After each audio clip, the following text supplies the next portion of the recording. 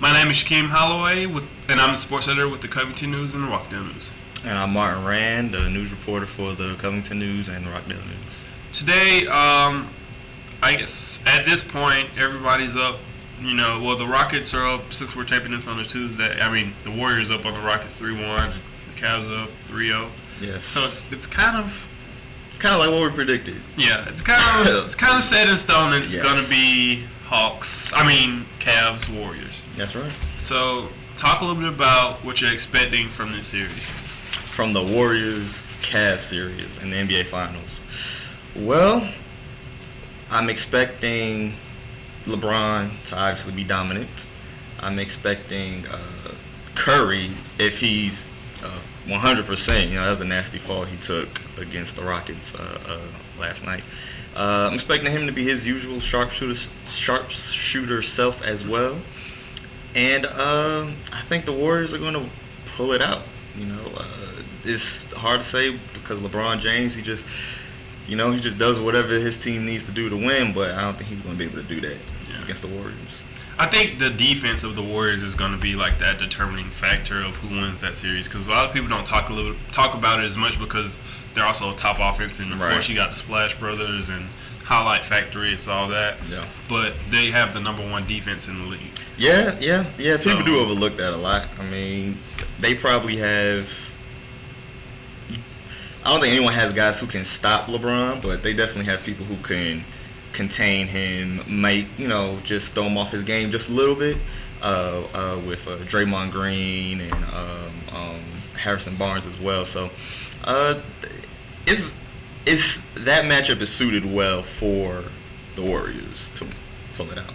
Yeah, definitely. I think we've talked about this a little bit before, but I think one of the most interesting things for the Warriors-Cavs matchup is how they'll do when they put Draymond Green at center.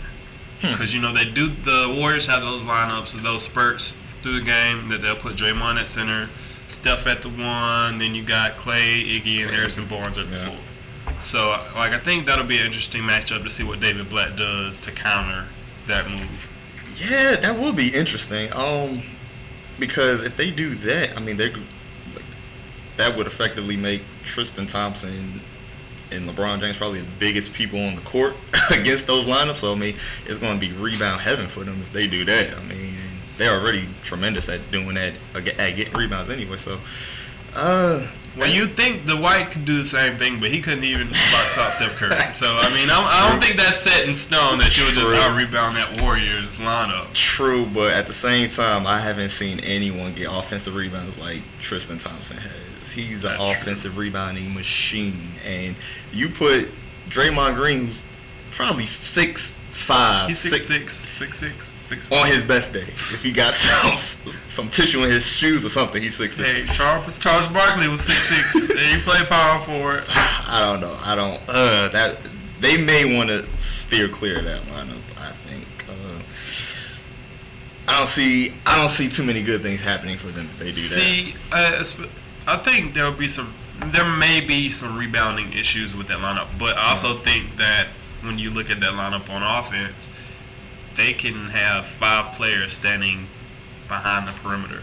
You bring Tristan Thompson out, now he can't rebound defensively, and you know what I'm saying. And it's like you have the guards. All of that entire lineup can shoot threes. True. Everybody in that lineup can shoot threes. But also, Cleveland has probably the best defense in the playoffs. Yeah, they've had a great defense. And they have that because they're so quick on defense.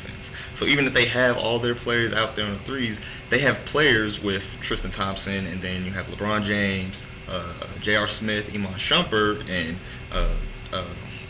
Kyrie Irving if he's healthy, but Dellavedova he's if a he's not. Liability on defense. If you look at their numbers, he's a liability on defense. True, but he's still quick. He's quick though, and he can still get to players. Yeah, he is quick. On offense. He is virtually unguardable, but on defense, and he's going against the MVP of the league. Hey, it's gonna be a fun matchup, is what I'm saying. It's definitely gonna be fun. There's so many stars that's gonna be in that matchup. Kyrie Irving, Curry, Thompson. Anybody who can just get hot quick and bring excitement to the game. So it's going to be exciting. It's going to be an entertaining series. It's definitely one that I know the NBA wants to have for TV ratings. Yeah.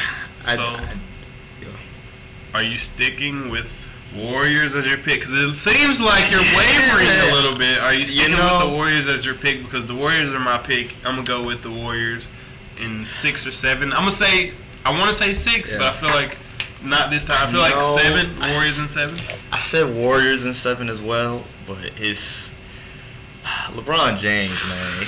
I mean, the things he does on the court is just unreal. And, you know, I'm not trying to compare him to anybody, Michael Jordan, Larry Bird, anybody like that, but the things he does, I just haven't seen it before, you know.